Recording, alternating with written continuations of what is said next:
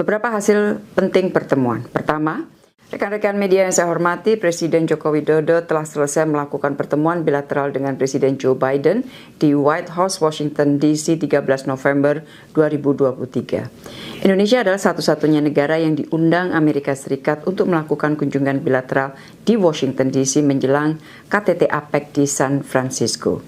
Beberapa hasil penting pertemuan. Pertama, Indonesia dan Amerika Serikat sepakat untuk meningkatkan status hubungan bilateral dari Strategic Partnership menjadi Comprehensive Strategic Partnership atau CSP.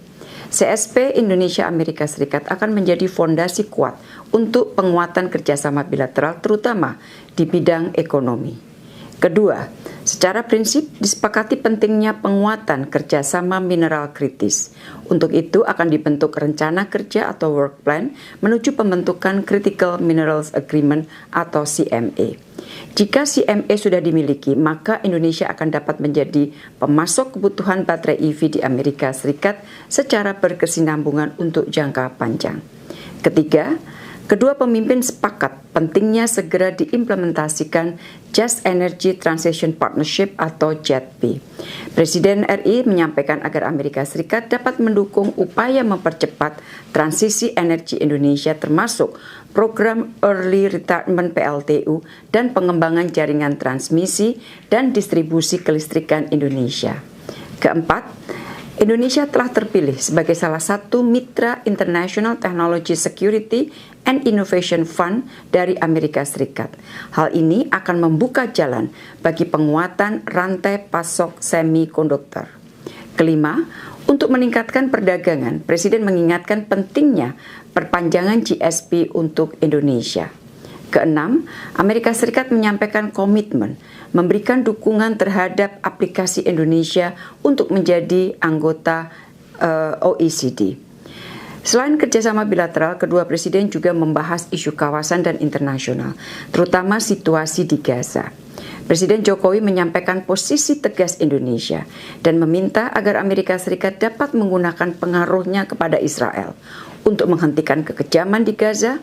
Gencatan senjata oleh Presiden dinyatakan sangat penting untuk segera dilakukan dan bantuan kemanusiaan yang aman dan berkelanjutan dapat dilakukan.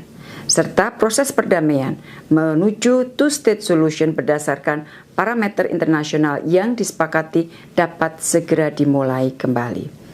Presiden RI juga menyampaikan hasil keputusan KTT luar biasa OKI yang baru saja diselenggarakan di Riyadh 11 November yang lalu pada saat pertemuan dengan Presiden Joe Biden.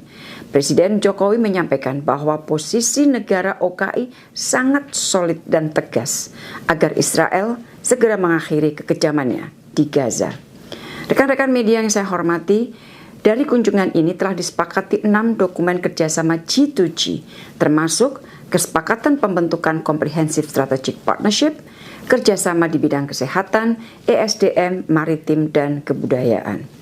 Dari sisi bisnis, telah disepakati kerjasama bisnis senilai 25,85 miliar US dollar, antara lain investasi pembangunan carbon capture storage dan kilang petrokimia, pengolahan nikel baterai EV, dan pembangunan modul dan panel surya. Selain pertemuan bilateral, Presiden juga memanfaatkan kunjungan ke Washington DC untuk menyampaikan policy speech di Georgetown University yang dihadiri sekitar 700 peserta.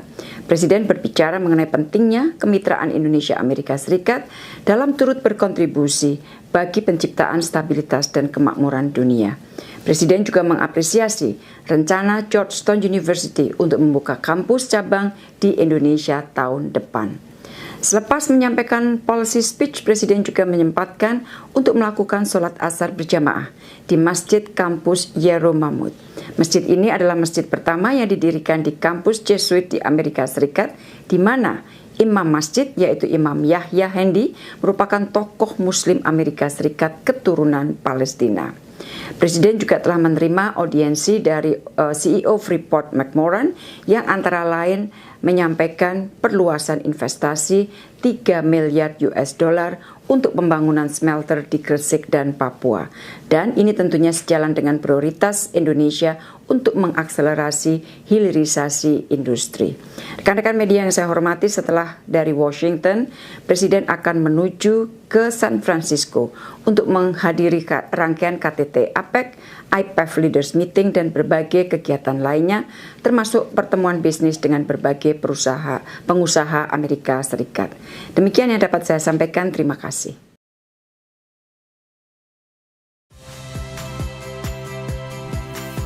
Saya Radi Saputro.